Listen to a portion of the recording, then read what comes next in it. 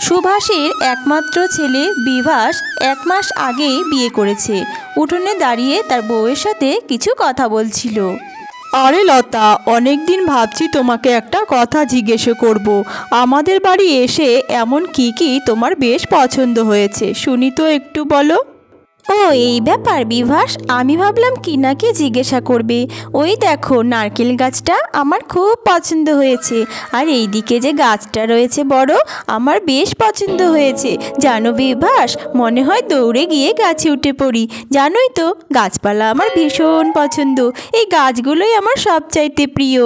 নতুন বউ লতার মুখে এই কথা শুনে বিভাস কিছুটা অবাক হয়ে হেসে বলল, হা লতা, কি বলো না, তুমি গাছে উঠতে চাও?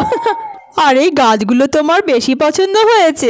সত্যি লতা, তুমি এত মজার মজার কথা বলো না। এ বাবা, এতে আবার হাসির কি হলো বিভাস? আমি তো ঠিকই বলেছি, আমার যেটা ভালো লেগেছে আমি সেটাই বলেছি। আচ্ছা আচ্ছা ঠিক আছে লতা, চলো দুপুরবেলা খেয়ে দিয়ে একটু না শুলে ভালো লাগে না, শুয়ে পড়ি চলো। লতা আর বিভাস দুজনেই শুয়ে পড়ে। লতা একটু পরে উঠেই ভাবতে থাকে, ধুর ছাতা, কে দুপুরবেলা ঘুমায়? আমার তো ঘুমাতে একটুও ভালো লাগে না।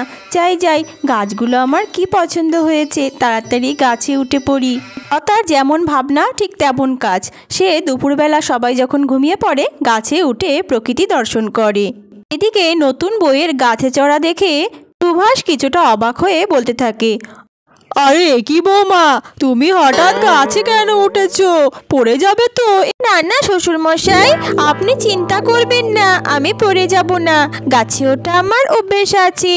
গাছে বসে বসে সারা গ্রামটা দেখার মজাই আলাদা। আমি তো এখান থেকে অনেক দূর পর্যন্ত গ্রাম দেখতে পাচ্ছি, কি সুন্দর লাগছে। সে তো বুঝলাম মা, কিন্তু তুমি নেমে পড়ো দয়া করে, হাত পা ভেঙে গেলে কি হবে? একই লতা, কাল বললে তোমার গাছে উঠে ইচ্ছা করছে, আজকে সত্যি সত্যি উঠে পড়ে গেলে কি হবে লতা? আরে পড়লে আর কি হবে, তুমি তো আছো, আমাকে ধরে ফেলবে। হ্যাঁ সে তো ধরবো, কিন্তু ধরার আগে আমি একটা ভিডিও করে নেটে ছেড়ে দেবো, তাহলে অনেক ভাইরাল হব, কি বলো? ঠিক আছে, তোমাকে আর ধরতে হবে না, আমি যেন গাছে উঠতে পারি সেরকম নামতেও পারি, বুঝলে? আরে লতা, তুমি তো খুব সুন্দর গাছে উঠতে পারো, তোমার গাছে ওঠা দেখে বানররাও লজ্জা পেয়ে হাসবে। হ্যাঁ হ্যাঁ বিভাস, আর সেই বানরটা তুমি ছাড়া আর কেউ হবে না, বুঝেছো? এ বাবা লতা, আমার কথা মনে হয় তুমি একটু বেশি সিরিয়াস নিয়েছো। লতা আর বিভাস এরকম ভাবেই সবসময় হাসি মজা করত। লতার এভাবে গাছে চড়া নিয়ে তার শাশুড়ির ছিল ঘোর আপত্তি। শোনো বৌমা, তুমি এ বাড়িতে বেশি দিন হয়নি বিয়ে করে এসেছো, তবে বলে রাখি শোনো, বাদরের মতো গাছে ডালে ডালে ঘুরে বেড়ালে হবে না। এই গ্রামে আমাদের একটা সম্মান আছে, বাড়ির বউ গাছে উঠে বেড়াচ্ছে, ছি ছি ছি। যাও দেখি, অনেক বেলা হয়েছে, রান্নাটা বসিয়ে দাও। আচ্ছা ঠিক আছে মা, আমি এক্ষুনি রান্না বসাতে যাচ্ছি। এই কথা বলে লতা রান্নাঘরে চলে যায় রান্না করতে।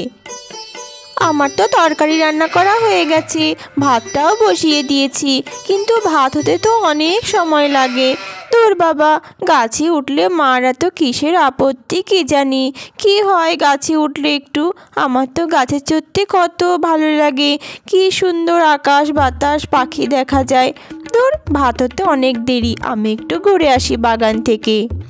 এই কথা ভাবতে ভাবতে লতা চলে যায় বাগানে। আরে বাবা, কত সুন্দর পেয়ারা হয়ে আছে, তাড়াতাড়ি উঠে পড়ি।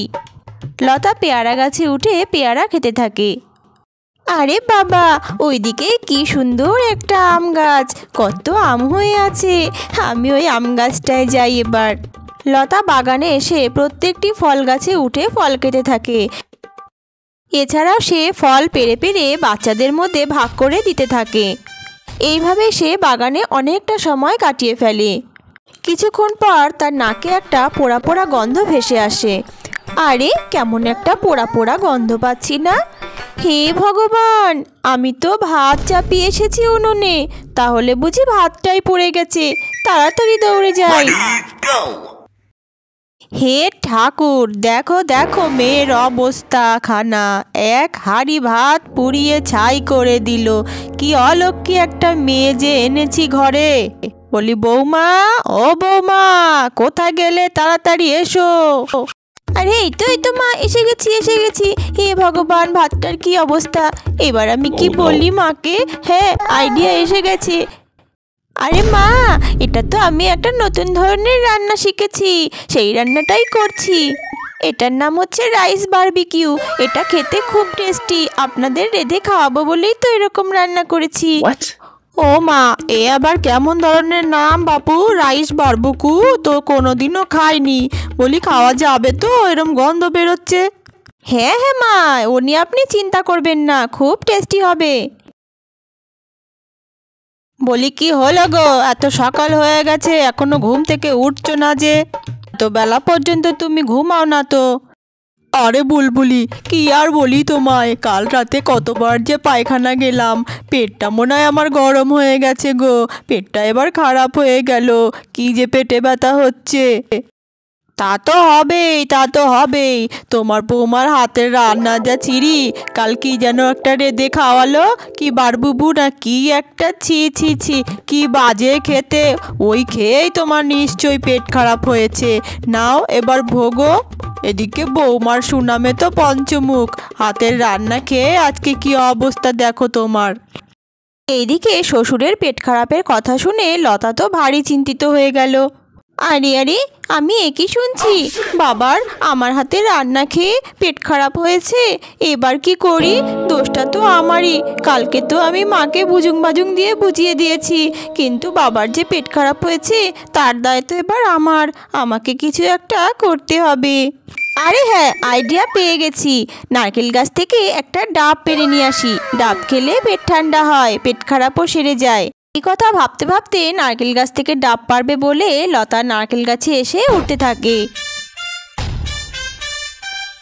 আরে আমি নারকেল গাছে তো উঠে পড়লাম, তাড়াতাড়ি ডাবটা পেরে নিচে নেমে যাই, মা দেখলে আবার কথা শোনাবে। এদিকে লতা ডাব পারতে গিয়ে নিজেকে না সামলাতে পেরে পড়ে যায় মাটিতে। কি লাগলো, আমি তো পড়ে গেলাম। কি হয়ে গেল আমার?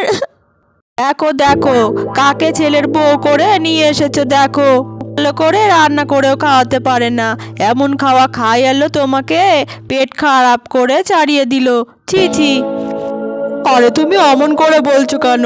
রান্না করতে পারে না ঠিকই, কিন্তু মনের দিক থেকে আমার বৌমা খুবই ভালো। ওরম করে বলো না, শুনতে পেলে কষ্ট পাবে যে। ছেলেকে বিয়ে দিলাম, তাও আমাকে রান্না করে খাওয়াতে হয় তোমাকে। এদিকে বৌমা কোন গাছের ডালে বসে আছে তার কোনো ঠিক নেই। কি কপাল আমার। দুজনা মিলে যখন রান্নাঘরে বসে কথা বলছিল, ঠিক তখনই লতা হাতে একটা ডাব নিয়ে কপাল ফাটা অবস্থায় দাঁড়িয়ে পড়ে। আরে বৌমা, তোমার কপালটা এমন ফাটলো কিভাবে? আর তুমি ডাবই বা কেন নিয়ে এসেছো? কি করে হলো তোমার এইসব? আরে দেখো না, কোন গাছ থেকে পড়ে গিয়ে কপালটা ফাটিয়েছে। এই তো করে তোমার বৌমা। এই তো বাবা, ডাবটা আমি আপনার জন্য গাছ থেকে পেড়ে এক্ষুনি নিয়ে এলাম।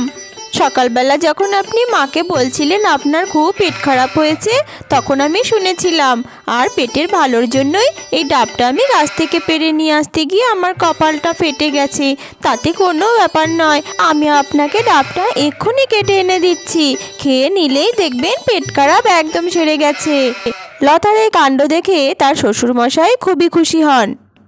একই গো বৌমা, তুমি আমার জন্য গাছে চড়ে ডাব পেড়ে আনলে, মাথাও কতটা ফাটিয়ে ফেলেছো।